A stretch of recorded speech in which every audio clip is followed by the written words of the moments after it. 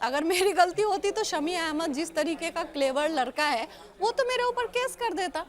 जो भी है, इस चीज़ों से मुझे कोई लेना देना नहीं। दूसरी बात ये है कि ये बात कब पता चली, ये बात शादी के बाद से ही पता चला मुझे कि ये आदमी सही नहीं है। फिर उसका जो मैंने आप लोगों को प्रेस कॉन्फ्रेंस में भी कल बताया सुप्रीम कोर्ट में कि उसका एक पर्टिकुलर एक HTC फ़ोन जो दिल्ली डेयरडेविल्स खेलते टाइम उसको गिफ्ट किया गया था, उसी फ़ोन को वो पर्टिकुलर उसी काम के लिए यूज़ करता था। वो फ़ोन मेरे हाथ में लगे, उसके बाद सारे उसके चिट्टे खुल गए मेरे सामने।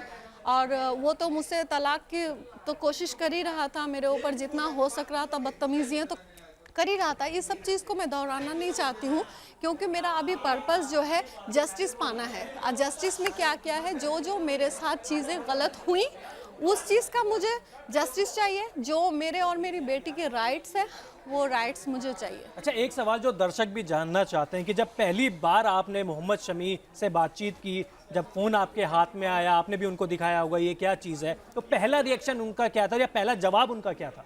पहला जवाब उसका यही था कि झूठ है। सब कुछ उसने डिनाई कर दिया।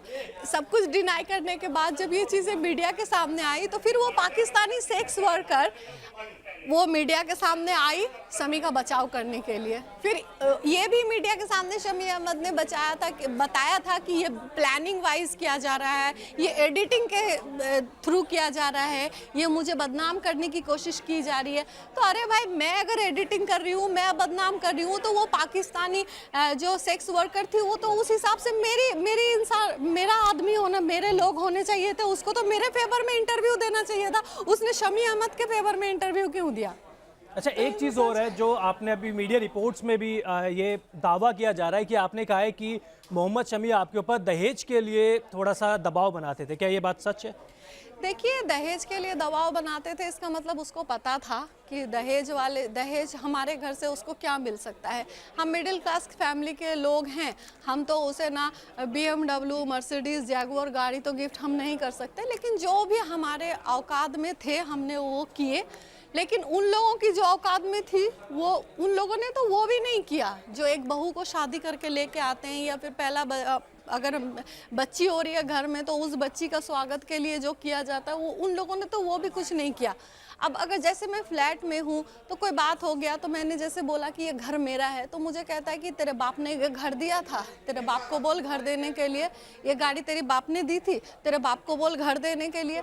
मतलब किसी भी चीज़ को मैं अपना नहीं कह सकती। अगर मैं अपना कहती तो इसका मतलब ये था कि ये मेरे बाप ने नहीं दिया इसलिए मेरा अपना नहीं है। तो ये चीज़ें जो है वो क्रिएट करने की कोशिश करता।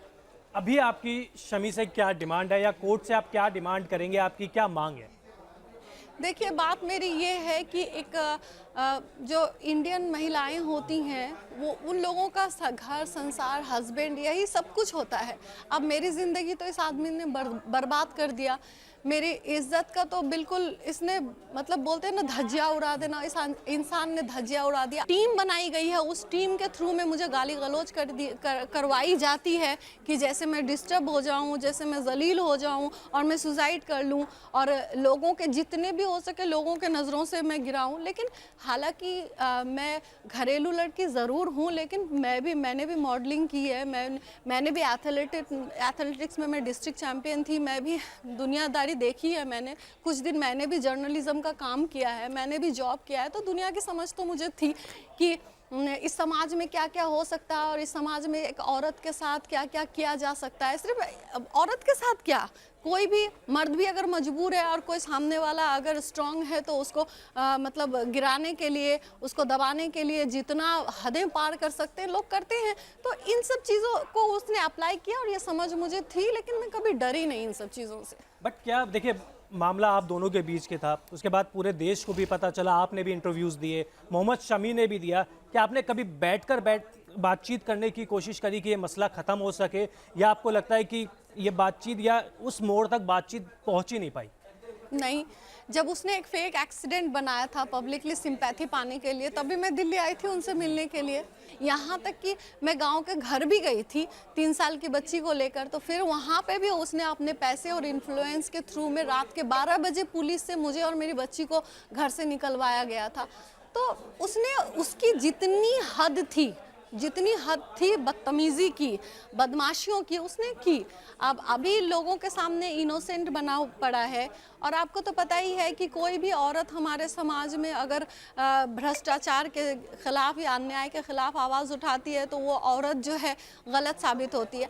और सबसे बड़ी बात ये है कि हमारे समाज में दो किस्म की वेश्याएं मिली जाती हैं। एक वेश्या होती है जो खुलेआम वेश्यावृत्ति करती हैं, और एक जो है इज्जत का चोला पहन के वेश्याएं जो है मतलब अपना धंधा चलाती हैं।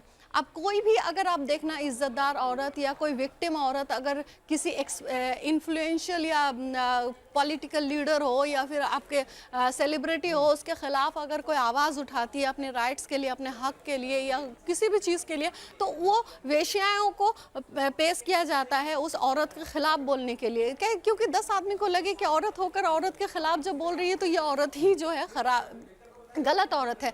और दूसरी बात ये है, कोई भी औरत अगर हमारे इंडिया में विक्टिम है और इज्जतदार औरत है तो उसको ना जस्टिस मिलने में सालों लग जाते हैं। लड़ते लड़ते शायद उसको कब्र में जाने का टाइम आ जाए तब जस्टिस मिलेगा, या फिर अगर किस्मत ने उसको साथ दे दिया और ईमानदार लोग मिल गए, ईमानदार लॉयर मिल गए, ईमानदार जज मिल गए या अच्छे लोग मिल गए तो उसे जस्टिस मिल गया। नहीं तो इस देश में मुझे लगता है कि जो वेश्याएं होती हैं उनको ही ज़्यादा सपोर्ट मिलता है, उनको सिक्योरिटी मिलती है, उनको एमएलए एमपी के टिकट्स मिलते हैं, नेता बन जाते हैं। तो ये चीज़ें हैं। अब भैया हम तो इज्जतदार आदमी हैं,